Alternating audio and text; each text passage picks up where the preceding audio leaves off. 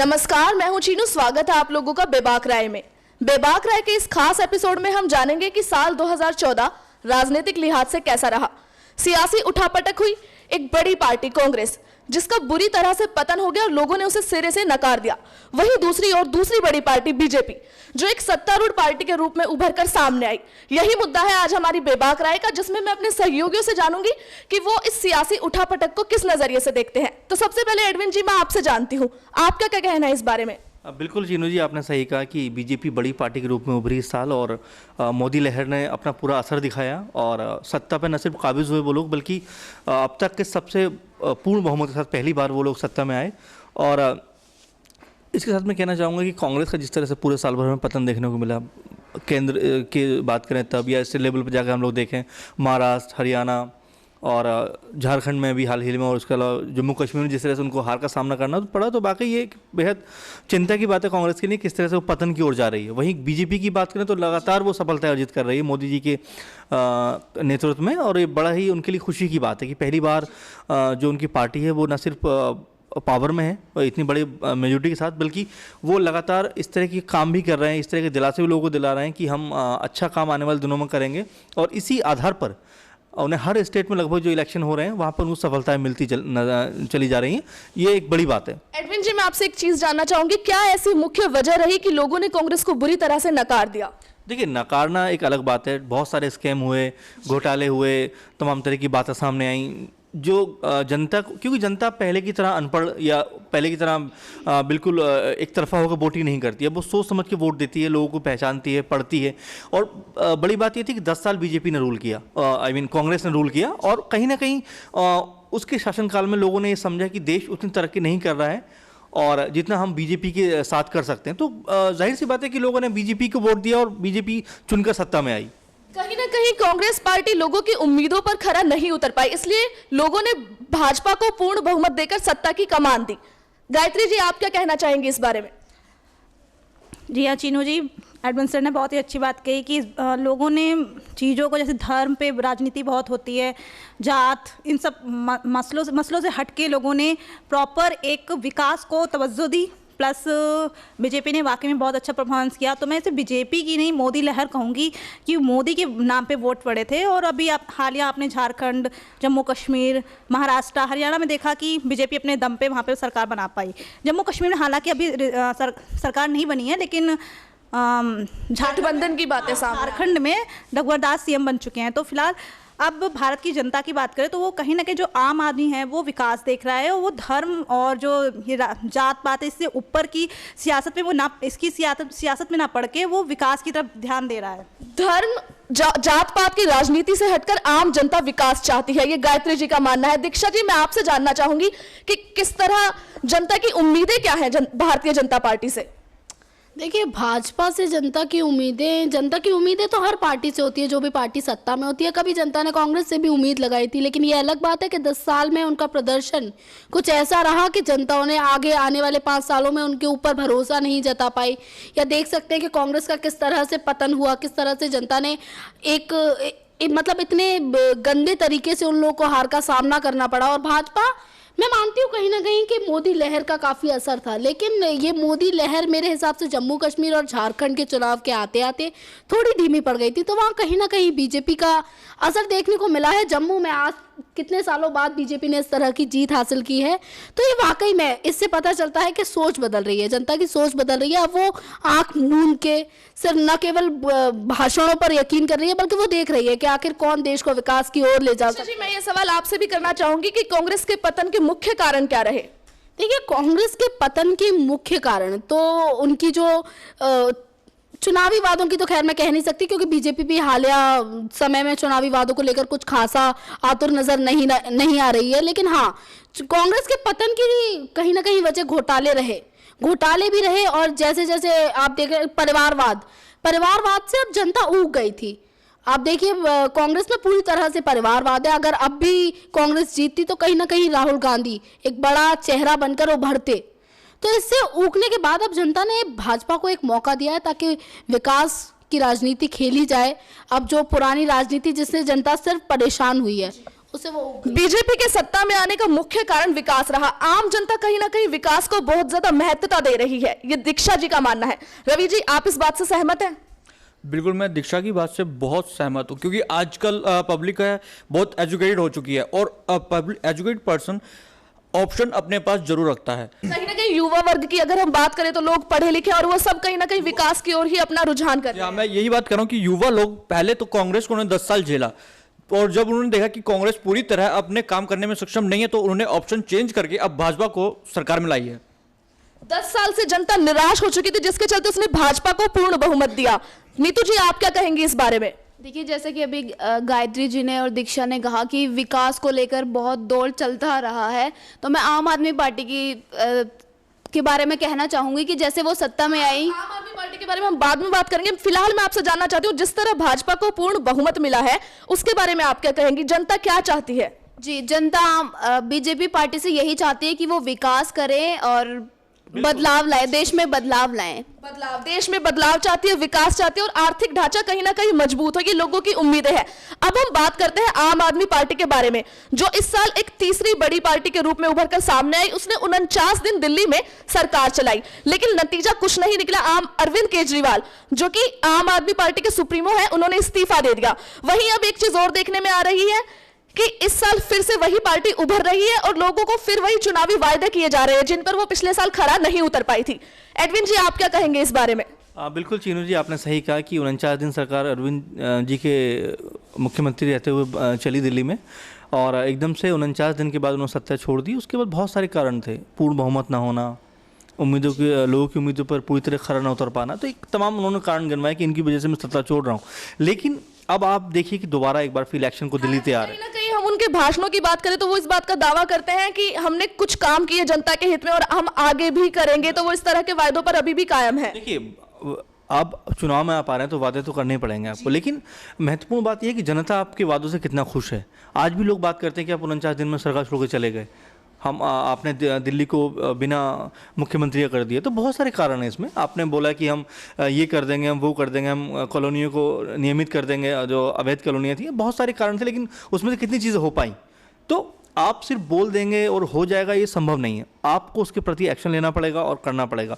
अरविंद केजरीवाल के नेतृत्व में पूरी सरकार चली 49 दिन, और बहुत सारे विकास के वादे उन्होंने जो किए थे वो कहीं भी एक हम लोग बोले बिजली के बिलों की बात करें, जमीनी स्तर पर बोले तो वो बहुत ज़्यादा होते हुए नजर नहीं आए।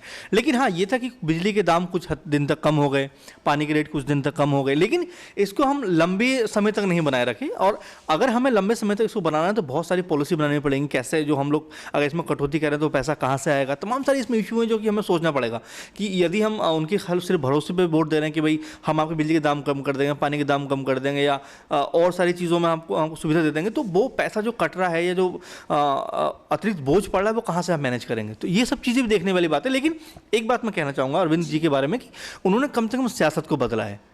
अब लोग विकास की बात करते हैं, लिखे पढ़े लोग लेकर आ रहे हैं, और ऐसे लोग चुन के आ रहे हैं सामने मैदान में जो शायद उनका पॉलिटिकल बैकग्राउंड कोई बहुत स्ट्रॉन्ग नहीं है, और वो लोग जीत भी रहे हैं। तो महत्वपूर्ण बात ये कहीं ना कहीं अरविंद जी के आने से सियासी माहौल बदला है, और आने वाले आप दिनों में देखेंगे कि वाकई, अभी तो खाली दिल्ली के माहौल की बात कर रहे हैं हम लोग, लेकिन आने वाले दिनों में हो सकता है कि पूरे दिनों में दिल्ली में एक बार फिर से चुनाव होने वाले। क्या आप इस बात को मानते हैं कि अगर आने वाले समय में अगर चुनाव होते हैं तो आम आदमी पार्टी अपना परचम लहरा पाएगी? नहीं, ये तो एक भविष्य की बात है, मैं इसमें नहीं कह सकता, लेकिन ये जरूर कह सकता हूँ कि आम आदमी पार्टी जिस तरह से लगातार अपनी रैलियां भी शुरू कर दी हैं करना, पोस्टर लगाना शुरू कर दिए, तो कहीं ना कहीं वो मैदान में बने हुए हैं। और दूसरी बात चीनू जी, मैं कहना चाहूँगा कि कुछ समय पहले तक कांग्रेस वर्सेस बीजेपी था, लेकिन आज की डेट में आप बात करेंगे तो बीजेपी वर्सेस आम आदमी पार्टी है। तो ये कहीं ना कहीं चेंज हुआ है, बदलाव हुआ है। तो कहने का मतलब ये है कि आम आदमी पार्टी के मैदान में आने से कहीं ना कहीं तो बदलाव हुआ है, और अब लोग विकास की बात करते हैं कम से कम। कहीं ना कहीं लोग विकास को इंपॉर्टेंस दे रहे हैं बजाय कि परिवारवाद के। ये मेरे सहयोगियों की राय है। गायत्री जी, आप इस बारे में क्या कहेंगी?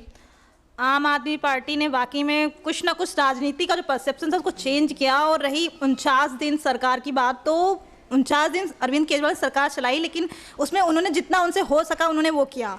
प्लस उन्होंने कहा कि चुनाव, आपने अभी स्टार्टिंग में बोला कि उन्होंने जो चुनावी वायदे किए थे उसको निभा नहीं पाई, तो मैं उसको दरकिनार करती हूँ। 49 दिन में उन्होंने बिजली के दाम, पानी के दाम, काफ़ी चीज़ें मतलब आधे कर दिए थे, उनसे जनता का भी खुश भी हुई थी। उन्होंने 1.5 हफ्ते के अंदर इसके ऊपर एक्शन लिया था। सेकेंड की जन लोकपाल बिल, जिसके लिए आम आदमी पार्टी बनी थी, उसको कांग्रेस ने सपोर्ट किया।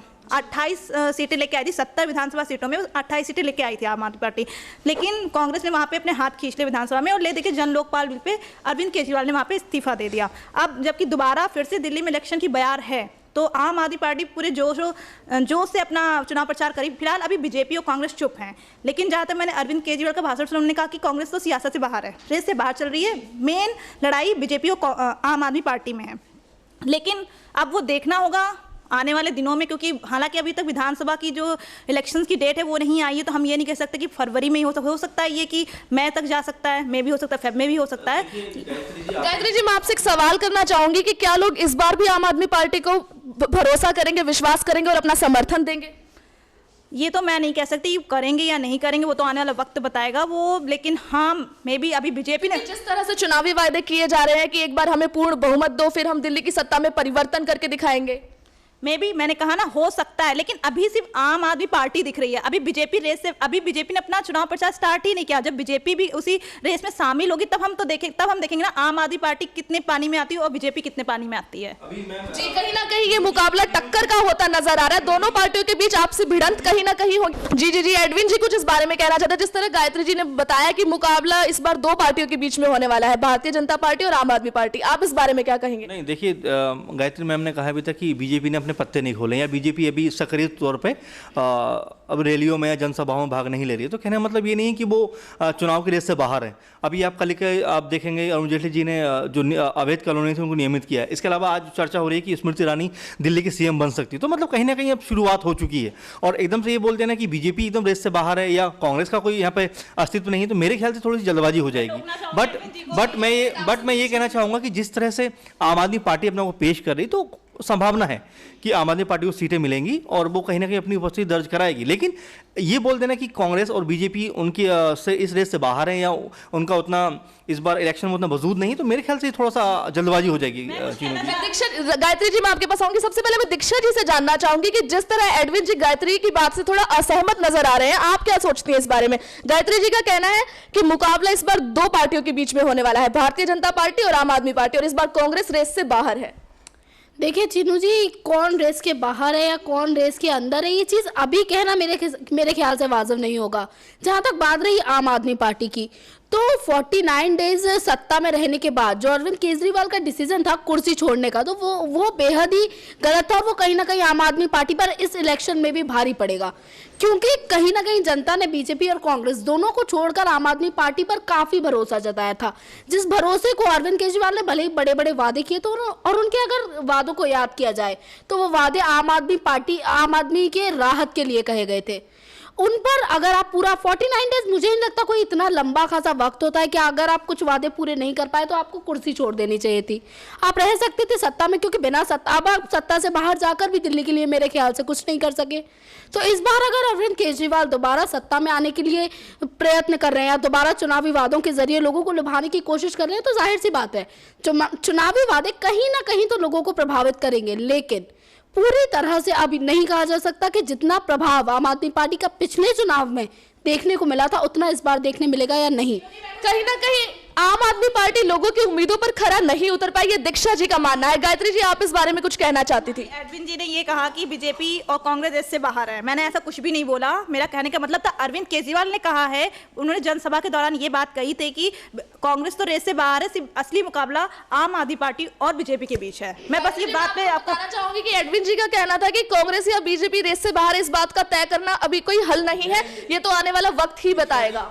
इन्होंने एडविन जी ने कहा कि मैंने बोला, लेकिन मैं उस बात पे ये सफाई दे रही हूँ कि वो अरविंद केजरीवाल जी ने बोला है कि कांग्रेस रेस से बाहर है, मेन मुकाबला जो है बीजेपी और आम आदमी पार्टी। जी से ही जानना चाहूंगी कि वो इस बारे में क्या कहते हैं। चीनू जी, मैं फिर कहूंगा इस बात के लिए कि अभी हमें ये तय कर लेना है कि आम आदमी पार्टी रेस के अंदर है या बीजेपी रेस के बाहर है या कांग्रेस रेस के बाहर है, थोड़ी जल्दबाजी हो जाएगी, क्योंकि अभी तारीखों का ऐलान भी नहीं हुआ है। लेकिन कम से कम ये बात है कि आम आदमी पार्टी अपनी उपस्थिति दर्ज करा रही है अभी से, तो इस बात के बारे में हम लोग बात कर सकते हैं। लेकिन अभी सियासी खेल होना बाकी है, बीजेपी कांग्रेस का भी निकल कर आना बाकी है, तो थोड़ा सा समय हम लोग को देना चाहिए। लेकिन सियासत में कह रहा हूँ कहीं ना कहीं बदलाव हुआ है। आम आदमी पार्टी के आने के बाद सियासत में कहीं ना कहीं बदलाव हुआ है। अब लोग विकास की बात कर रहे हैं, मैं दोबारा फिर कहना चाहूंगा।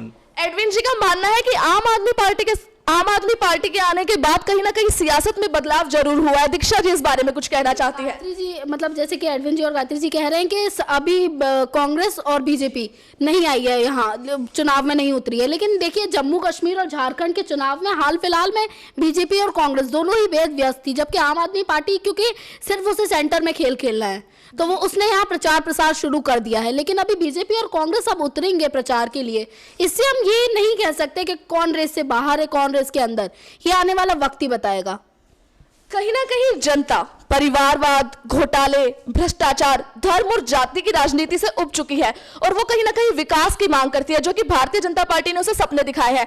अब आने वाले समय में क्या होता है ये वाकई देखने वाली बात होगी। आज के बेबाक राय में इतना ही। अगली बार आपसे फिर मुलाकात होगी किसी सामाजिक मुद्दे के साथ। तब तक के लिए नमस्कार।